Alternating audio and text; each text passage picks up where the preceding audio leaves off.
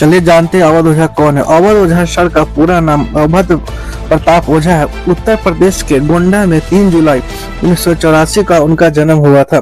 पिता श्री माता प्रसाद ओझा post master थे। उनकी मां वकील थी। मीडिया रिपोर्ट्स में दावा किया जाता है कि ओझा सर के पिता ने उनकी माता जी को पढ़ाने के लिए 5 एकड़ जमीन बेच दी थी।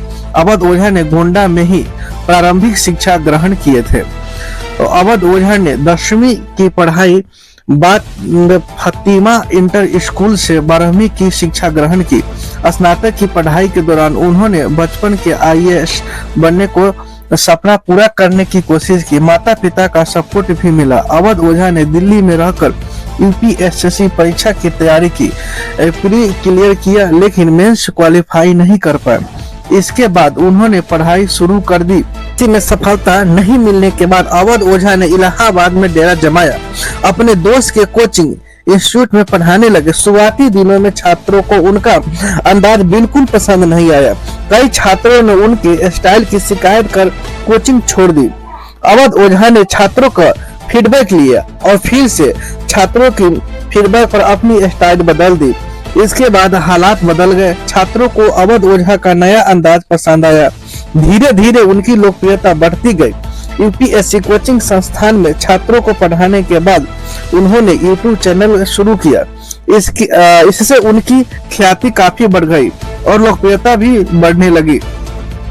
मीडिया रिपोर्ट के मुताबिक अवध ओझा यानी ओझा सर की नेटवर्क करीब 11 करोड़ रुपए का है। अवध ओझा क्लासेस के आधिकारिक वेबसाइट के अनुसार UPSC GS फाउंडेशन कोर्स की फीस ऑनलाइन मेड में GST के साथ 80,000 रुपये है। वहीं ऑफलाइन मेड में फीस जमा करने का 1:2 लाख रुपए। अवध ओझा अब अपनी राजनीति पारी शुरू कर दी। शिक्षक मोटिवेशनल स्पीकर अवध ओझा लोकसभा चुनाव के दौरान राजनीति में एंट्री लेने की कोशिश की थी। हालांकि उस समय उन्होंने यह मौका नहीं मिल पाया। दिल्ली विधानसभा चुनाव से पहले वह राजनीतिक पारी शुरू कर रहे हैं। उत्तर प्रदेश के गोंडा निवासी मोटिवेशनल स्पीकर और चर्चित शिक्षक अवध ओझा ने अपनी राजनीतिक पारी शुरू कर दी। उन्होंने आम आदमी पार्टी की सदस्यता ली। इससे पहले वह भारतीय जनता पार्टी और कांग्रेस के साथ भी जुड़ने की कोशिश की थी, लेकिन वहां कोई दाल नहीं गला था। लोकसभा चुनाव 2024 के दौरान वह भाजपा के निकट आने का प्रयास कर रहे थे। पिछले दिनों एक पॉडकास्ट में अवध ओझा समाजवादी पार्टी अध्यक्ष अखिलेश यादव की तारीफ करते दिखे थे। उन्होंने एक बयान में कहा था कि मैं सबका कृष्ण की तरह हूँ, जो कोई अपने साथ रख ले उसके साथ चल जाऊंगा। अब उनका ठिकाना आम आदमी पार्टी बन गया है। आम आदमी पार्टी की सदस्यता लेने के बाद उन्होंने कहा कि शिक्षा के क्षेत्र में हम लगातार काम करते रहेंगे। अगर कोई हमें पूछे कि आप राजनीति और शिक्षा के क्षेत्र में किसी एक को चुनना चाहोगे तो हम राजनीति को ही चुनेंगे, जबकि शिक्षा से आगे बढ़े थे। इस मौके पर दिल्ली के पूर्व CM अरविंद केजरीवाल ने पार्टी में अवध ओझा का स्वागत करते हुए कहा कि इनके राजनीति में आने से शिक्षा के क्षेत्र में विकास होगा। अवध ओझा ने कहा कि हमें पार्टी जो जिम्मेवारी देगा उसे हम निभाएंगे।